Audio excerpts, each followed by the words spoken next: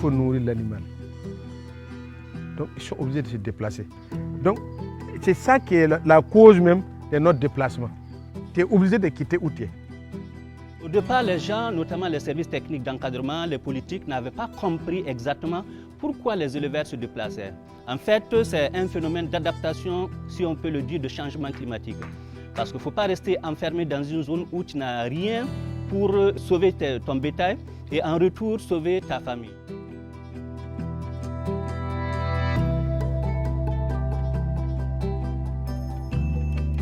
Dire que l'élevage ne joue pas un grand rôle dans notre économie, c'est un peu avoir une vision myope de cette économie.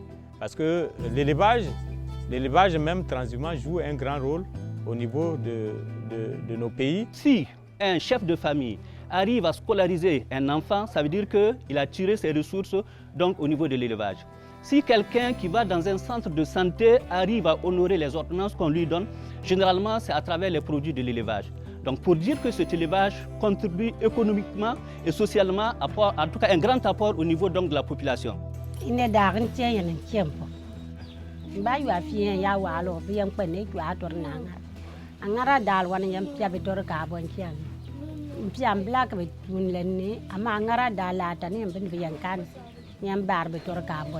Autour donc des marchés à bétail, vous voyez qu'il y a beaucoup d'activités connexes. Il y a d'autres qui viennent vendre des céréales, il y en a qui viennent vendre du matériel de change pour les agriculteurs et des pesticides. Il y a pas mal de choses, des cordes, des bâtons. Tout ceci-là ne viennent pas vendre du bétail, mais c'est à cause, grâce à ce marché à bétail, qu'ils arrivent à tirer profit. Eux, ils font des économies à travers donc, autour donc, de ce marché à bétail.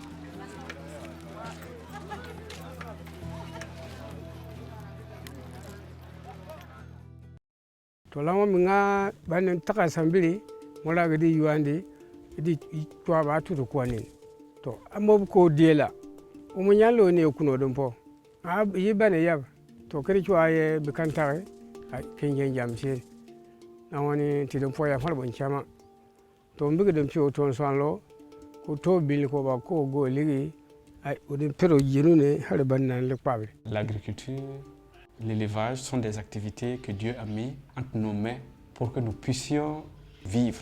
Malheureusement, les conflits agriculteurs-éleveurs sont au premier rang des conflits intercommunautaires qui existent. Les conflits sont de plus en plus importants parce que la pression est importante sur les mêmes ressources.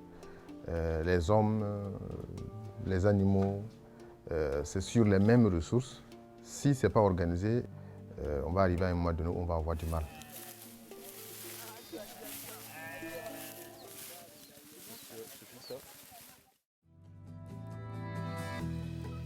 Il n'y a plus de terre. Donc toutes les terres là sont occupées.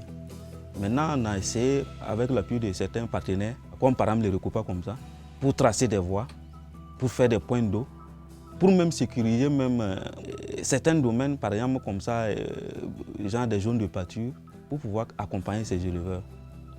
On s'est rendu compte que si on est dans un contexte mobile de l'élevage, chaque maire ne peut pas s'enfermer de façon isolée dans sa commune pour trouver les solutions de l'élevage. Depuis 2010, à travers Acting for Life, on est dans une réflexion pour mettre en place un dispositif de concertation intercollectivité qui amène à un moment les collectivités à se retrouver pour discuter, pour voir comment faciliter l'accès aux ressources pastorales aux éleveurs.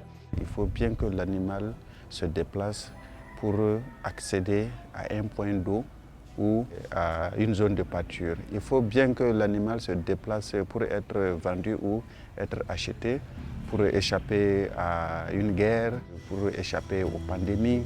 Donc la mobilité est une nécessité, on n'a pas le choix.